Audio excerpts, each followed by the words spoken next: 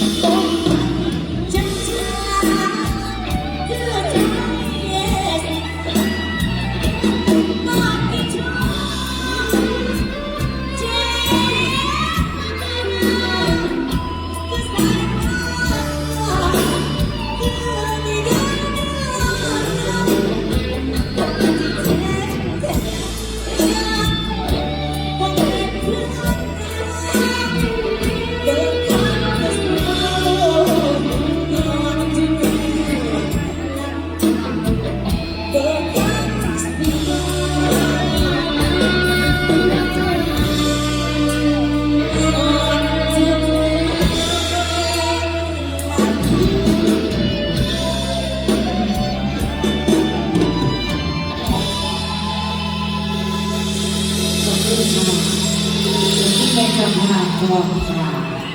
วันที่หนึ่งพอกันที่หนึ่งวันที่สองค่ะกำลังเรียนเลยน้องๆวันที่หนึ่งยังอยู่ขอบคุณนะคะขอบคุ